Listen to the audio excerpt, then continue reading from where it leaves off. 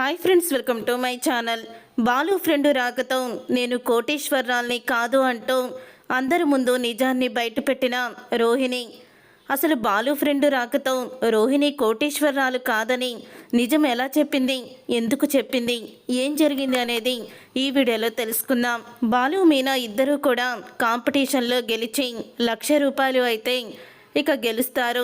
అప్పుడే ఇక మీనా అయితే మనం పైన రూమ్ కట్టడానికి ఒక్కొక్క రూపాయి పోగవుతుందండి, ఇదిగోండి ₹1,00,000 వచ్చాయి, ఇవి మీ పేరు మీద బ్యాంకులో వేయండి అని అంటూ ఉంటుంది మీనా. అప్పుడే బాలు అయితే బ్యాంకులో ఎందుకు మీనా అని అంటూ ఉంటాడు. మనకి అవసరమైనప్పుడు తీసుకొచ్చుకోవచ్చు, ఎందుకంటే ఇప్పుడే కదా కారు కొంది, మళ్ళీ ఇంకా 2,00,000 ఇవ్వాలి మనోజ్. మీ అన్నయ్య ఇచ్చిన తర్వాత అప్పుడు మనం గదిని ప్రారంభిద్దాము, ఈలోపు ఈ డబ్బులు కూడా పెరుగుతూ ఉంటాయి, బ్యాంకులో వేసేయండి, ఇంట్లో ఉండడం మంచిది కాదు అని అంటూ ఉంటుంది మీనా. అవునులే, లక్షలు మింగేసే వాళ్ళు ఉన్నారు కదా, మింగేస్తారని భయం అంతేనా అని అంటూ ఉంటాడు బాలు. అప్పుడు అది విన్న రోహిణి అయితే, మీ లక్షలు ఎవరికి కావాలి, ₹1,00,000 గురించి కకృతి పడేవాళ్ళ కనపడుతున్నాడా నా భర్త? నేను తలుచుకుంటే మా నాన్న అలాంటివి 25,00,000 కోటి రూపాయలైనా తీసుకొచ్చిస్తాడు అని అంటూ ఉంటుంది రోహిణి. మరి ఈ 1,00,000 కోసమే కదా ఇంట్లో ఎవ్వరికీ చెప్పకుండా పోటీకి వచ్చింది, మేమే గెలుస్తాము అంటూ ఏదో విర్రవీగారు కదా అని అంటూ ఉంటుంది మీనా. ఆఫ్టర్ ఆల్ ₹1,00,000 అంటున్నావు, ఈ ₹1,00,000 కోసమే కదా మీ ఆయన నా నగలు అమ్మేసింది, ఈ 1,00,000 పట్టుకునే కదా మీ ఆయన వెళ్ళిపోయింది, అంత చులకనగా చూడకు డబ్బుని అని అంటూ ఉంటుంది. అప్పుడు ఇక రోహిణి అయితే, ఏంటత్తయ్య, ఏదో మనోజ్ ఒక్కసారి తప్పు చేశాడని ప్రతిసారి ఇలా దెప్పి పొడుస్తూనే ఉంటున్నారు అని అంటూ ఉంటే, అందుకనేనమ్మా మీ నాన్న అడిగి ఒక 45,00,000 తీసుకొచ్చావనుకో, వీళ్ళ మకాన్ని కొట్టేస్తే ఇక 1,00,000 మింగేసినోడని నగలు కొట్టేసినోడని ఏమీ కూడా మాట్లాడరు.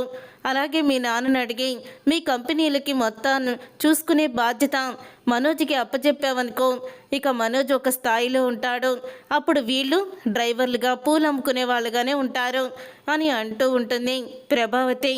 అవును పార్లలమ్మ, ఆ పని చేసి పెట్టకూడదు, మాకు పైన గది వచ్చేస్తుంది, అలాగే మేము బయట ఇంకో షాపు పెట్టుకుంటాం, ఇంకో 2 కార్లు కూడా కొనుక్కుంటాం, వాడు మింగేసిన 1,00,000 మాకు తిరిగి వచ్చేస్తాయి అని అంటూ ఉంటాడు బాలు. అవునన్నయ్య, నిజమే చెప్పావు, అవును వదిన, మీ నాన్న అడిగి ఆ డబ్బులేదో తీసుకొచ్చే వదిన, నా వాటా కూడా వస్తే నేను సొంతంగా రెస్టారెంట్ పెట్టుకుంటాను, ఎలాగో మా అన్నయ్యకి సిగ్గు లేదు, అడగడానికి మా అమ్మకి బుద్ధి లేదు, వీళ్ళిద్దరికీ కూడా బుద్ధి సిగ్గు లేనప్పుడు నువ్వు మీ నాన్న అడిగి తీసుకురా, నిన్ను కోటీశ్వరరాలని మా అమ్మ ఎందుకు అనుకుంటున్నావు, ఇంటి కోడల్ని చేసుకుంది, మీ పుట్టింటి దగ్గర నుంచి ఇలా డబ్బులు కట్టలు తీసుకొచ్చి బద్దకస్తుడైనా ఏ పని చేతగాని చవటదద్దమైనా మనోజ్కి ఇచ్చి పెళ్లి చేసింది ఎందుకు అనుకుంటున్నావు, వాడికి ఇలా కోట్లు తీసుకొచ్చి పెడతావని అని అంటూ ఉంటాడు రవి. అప్పుడే ప్రభావతి అయితే, ఏంట్రా నువ్వు కూడా బాలుగాళ్ళ మాట్లాడుతున్నావు అని అంటూ ఉంటే, నిజం చెప్పమ్మా, నువ్వు వదిన వెనకాల ఉన్న ఆస్తిని చూసే కదా మనోజ్ అన్నయ్యని వదినకిచ్చి పెళ్లి చేశావు అని అడుగుతూ ఉంటాడు రవి. కారణం అదే అనుకో అని అంటూ ఉంటుంది ప్రభావతి. అప్పుడే కాదు విని రోహిణి షాక్ అయిపోతూ, ఇప్పుడు నేను కోటీశ్వరాలు కాదని నిజం తెలిస్తే అత్తయ్య ఎలా రియాక్ట్ అవుతుందో ఏంటో అని అనుకుంటూ ఉంటుంది రోహిణి. అప్పుడే ఇక శృతి వచ్చి, అత్తయ్య, ఒకవేళ సపోజ్ ఏదో జోక్గా అంటున్నాను అనుకో, ఇప్పుడు రోహిణి కోటీశ్వరరాలు కాదు అని మీకు తెలిస్తే మీరేం చేస్తారు అని శృతి అయితే అడిగేస్తుంది. అప్పుడే బాలు మీనా ఒకరినొకరు చూసుకుంటూ, డబ్బుడమ్మా ఏం మాట్లాడుతున్నావు నువ్వు అని అంటూ ఉంటాడు బాలు. ఏదో జోక్గా బాలు, అత్తయ్య ఒపీనియన్ ఏంటి అని తెలుసుకుంటున్నాను, చెప్పండి ఆంటీ అని అంటూ ఉంటుంది శృతి. అప్పుడే ఇక ప్రభావతి అయితే, నన్నింత మోసం చేసి కోటీశ్వరాలని అబద్ధం చెప్పి నా కొడుకుని పెళ్లి చేసుకున్నందుకు అప్పుడు నేను ఏం చేస్తానో తెలుసా, రోహిణిని మెడబట్టుకొని బయటికి గెంటేసి నా కొడుకు చేత విడాకులు ఇప్పించి ఇంకో పెళ్లి చేస్తాను అని ప్రభావతి అయితే అంటుంది. ఇక ఆ మాట విని ఒక్కసారి, ఏంటత్తయ్య ఇదంతా అని చెప్తూ ఉంటుంది రోహిణి.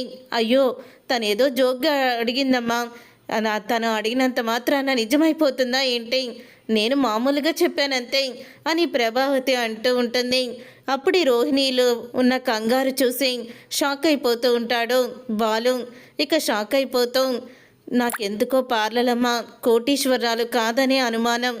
ఈరోజు డబ్బుడమ్మ అడిగిన తర్వాత తన ముఖంలో భయాన్ని నేను గమనించాను.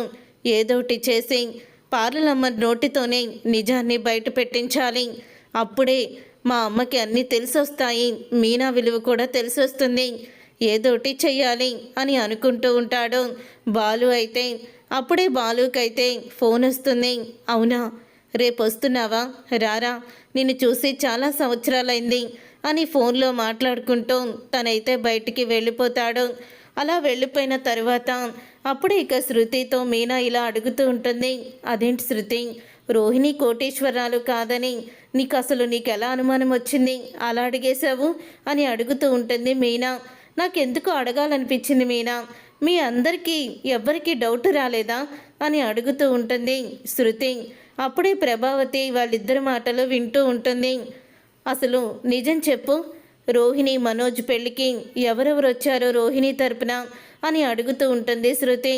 ఎవరూ రాలేదు శృతి, అది కూడా పెళ్ళిలో ఎవ్వరు కూడా పిలవద్దని, తను సింపుల్గానే పెళ్లి చేసుకుందామని చెప్పింది అంతే. అదే నిశ్చితార్థంలాగా కూడా తనే తీసుకొచ్చి మా నాన్న బట్టలు పంపించాడు మలేషియా నుంచి అని ఏదో ఒక బంగారు రింగు తీసుకొచ్చి ఇచ్చింది అంతే. అంతేకాదు తను బ్యూటీ పార్లర్లు పెట్టిస్తేనే మనోజ్ని పెళ్లి చేసుకుంటానని అత్తయ్యకి చెప్పింది. తర్వాత అత్తయ్య ఇల్లు తాకట్టు పెట్టి మరీ బ్యూటీ పార్లర్ పెట్టించారు రోహిణి చేత. తర్వాత ఎన్నిసార్లు అత్తయ్య అడిగినా వాళ్ళ నాన్న గురించి అస్సలు కూడా చెప్పేది కాదు. వాళ్ళ నాన్న ఫోటోని కూడా నేను విద్యని అడిగాను, ఫోటోలు ఏమీ లేవు అని విద్య కూడా చెప్పింది అని అంటూ మీనా అయితే చూసావా మీనా, నాకెందుకో ముందు నుంచి అనుమానంగానే ఉంది. కానీ వాళ్ళ మలేషియా మావి కూడా ఏదో మేకమాంసం అమ్మేవాళ్ళ మాట్లాడతాడు. ఎప్పుడు రోహిణి వాళ్ళ నాన్నని ఇక్కడికి రమ్మన్నా సరే ఏదో ఒక వంక చెప్తుంది. ఇప్పుడు ఏకంగా జైలుకే పోయాడంటుంది. జైలుకి వెళ్ళిన వ్యక్తి లక్షలు ఎలా ఇచ్చాడో కూడా అర్థం కావడం లేదు అని అంటూ నిజాన్ని చెప్తూ ఉంటుంది శృతి. అయితే కానీ లక్షలు మా నాన్న ఇచ్చాడంటలోకి అత్తయ్య ముందు వెనక ఎలా వచ్చాయని ఆలోచించుకోకుండా అమ్మో మీ నాన్న అంత ఇచ్చేసాడా ఇంత ఇచ్చేసాడా అని కళ్ళు తిరిగి పడిపోవడం, ఇక మైకల్లోకి వెళ్ళిపోవడం, షాక్ అయిపోవడం ఇలాంటివి చేస్తుంది తప్ప అసలు ఆ డబ్బు జైల్లో ఉన్న వ్యక్తి ఎలా పంపించాడో కూడా చెప్పదు అని అంటూ శృతి అయితే చెప్తూ ఉంటుంది. అప్పుడే ప్రభావతిలో కూడా అనుమానం అయితే మొదలవుతుంది. లేదు రోహిణి కోటీశ్వరాలే, తనెందుకు అబద్ధం చెప్తుంది, ఖచ్చితంగా అబద్ధం చెప్పదు అని అనుకుంటూ ఉంటుంది.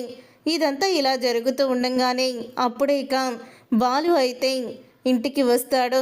వచ్చి మీనా, రేపు అన్నీ కూడా స్పెషల్గా ఉండాలి, మా ఫ్రెండ్ వస్తున్నాడు, అది కూడా ఫారెన్ నుంచి అని అంటూ ఉంటే ఏంటి ఫారెన్లో కూడా మీకు ఫ్రెండ్ ఉన్నాడా అని మీనా అంటూ ఉంటుంది.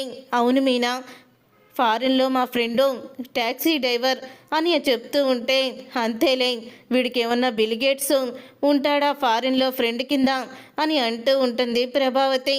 అప్పుడే వాడికి మొత్తం వాడుండే ప్లేస్ అంతా కూడా బాగా తెలుసు, పెద్ద పెద్ద వాళ్ళు కారు ఎక్కుతారు అని అంటూ చెప్తూ ఉంటాడు. ఇంతలో ఇక మొత్తానికి బాలు వాళ్ళ ఫ్రెండ్ అయితే వచ్చేస్తాడు.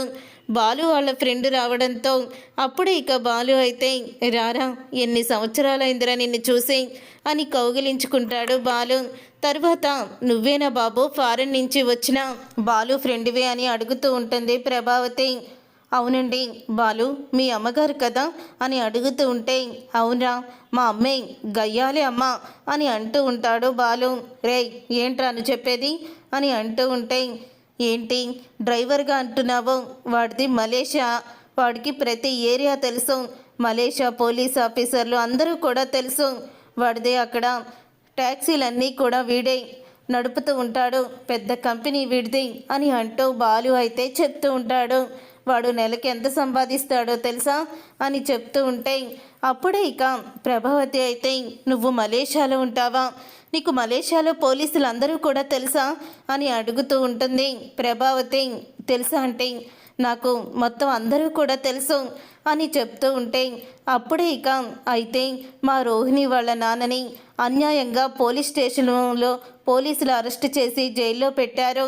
నీకు జైలు వాళ్ళు తెలుసు అంటున్నావు కదా, కొంచెం ఆయన గురించి నువ్వు రికమెండేషన్ చేసి ఆయన్ని జైలు నుంచి విడిపిస్తావా అని అంటూ ఉంటుంది ప్రభావతి. ఆయన ఏ తప్పు చేయకుండా ఆయన మీద అన్యాయంగా నిందలు మోసి జైలుకి పంపిస్తే ఖచ్చితంగా ఆయన్ని నేను కాపాడుతానంటే ఆయన ఎలా ఉంటారు?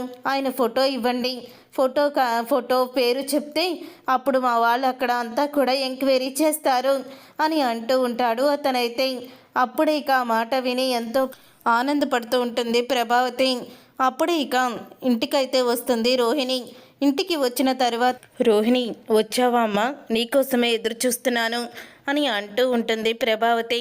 ఏంటత్తయ్య, నా గురించి ఎందుకు ఎదురు చూడడం అని అనగానే, అవును మీ నాన్నగారు మలేషియాలో సిటీలోనే ఉండేది అని అడుగుతూ ఉంటే, అవునత్తయ్య, మా నాన్నగారు సిటీ మధ్యలోనే ఉంటారు, ఆయనకి పెద్ద కంపెనీ ఉంది, అలాగే సిటీ జైల్లోనే మా నాన్నని పెట్టింది కూడా అని అంటూ ఉంటే, అమ్మయ్య సిటీ జైల్లోనే అంట బాబు, నీకు సిటీ జైల్లో ఎవరైనా తెలిసిన పోలీసులు ఉన్నారా అని అతన్ని అడుగుతూ ఉంటుంది. ఒక్కసారి రోహిణి షాక్ అయిపోతూ, ఏంటత్తయ్య ఏం మాట్లాడుతున్నారు, అతన్ని అడుగుతున్నారేంటి అని అడుగుతూ ఉంటుంది. రోహిణి అయితే, ఏం లేదమ్మా, ఇతను బాలు ఫ్రెండు, మలేషియాలో ఇతను కార్లను అద్దెకిస్తూ అక్కడే ఒక కంపెనీని పెట్టుకున్నాడట. ఇతనికి చాలామంది పోలీస్ ఆఫీసర్లు తెలుసు, సరిగ్గా సిటీలోనే ఇతను కూడా ఉంటాడు, మొత్తం అందరూ కూడా తనకి బాగా పరిచయమైనట్ట.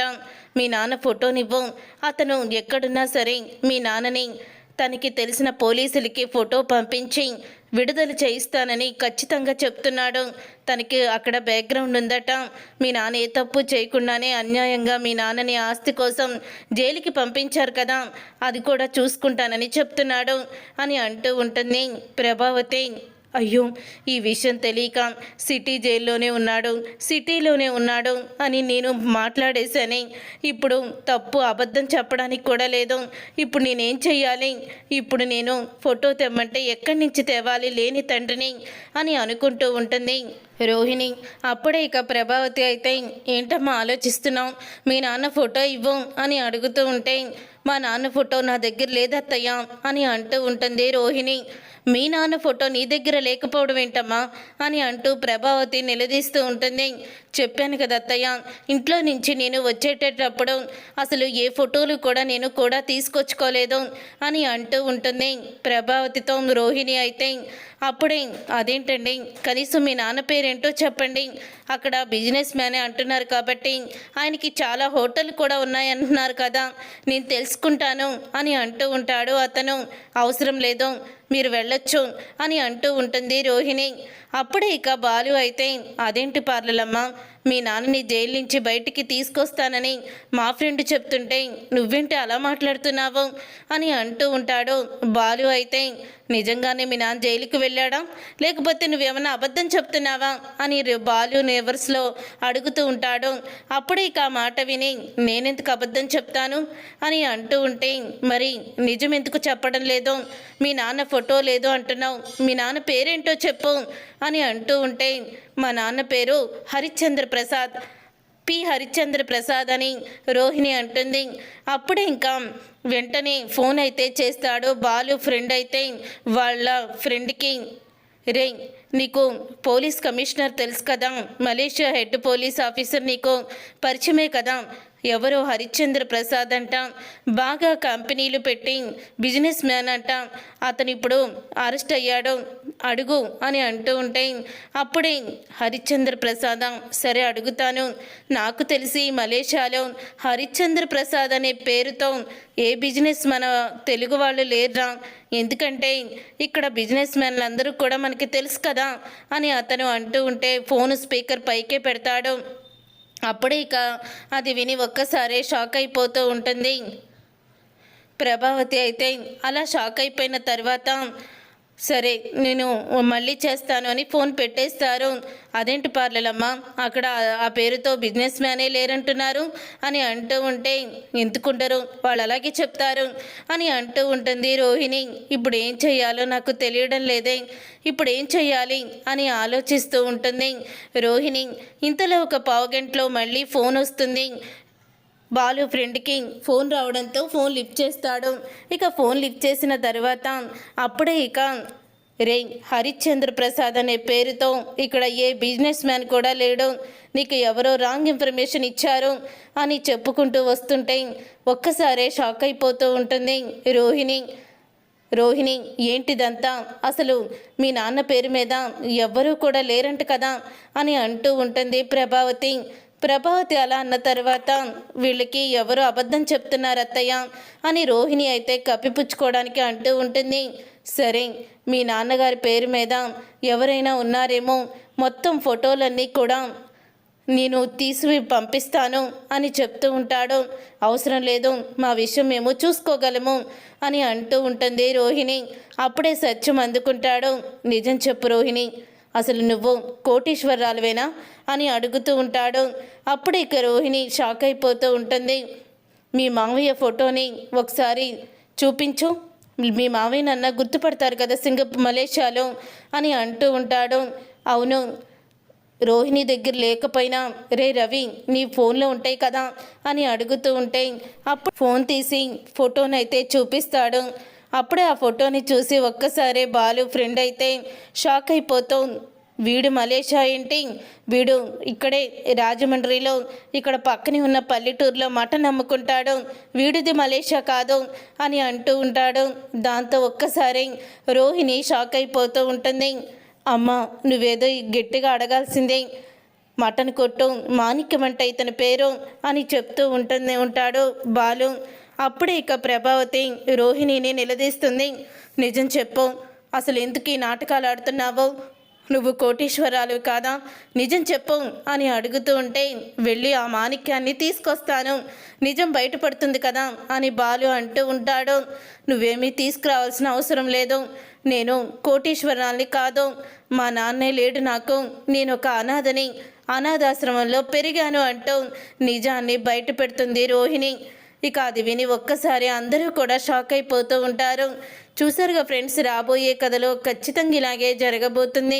మరి రోహిణి కోటీశ్వరాలు కాదని నిజం తెలుసుకున్న ప్రభావతి ఇప్పుడు ఏం చేయబోతుంది, అసలు ఏం జరగబోతుంది అనేది రాబోయే కథలో తెలుసుకుందాం. ఈ వీడియో మీకు నచ్చితే తప్పకుండా లైక్ చేసి ఛానల్ని సబ్స్క్రైబ్ చేసుకొని పక్కనే ఉన్న గంట సింబల్పై ఆల్ అని క్లిక్ చేయండి. అప్పుడే మేము పెట్టే ప్రతి వీడియో మీరు మిస్ కాకుండా చూసేవచ్చు.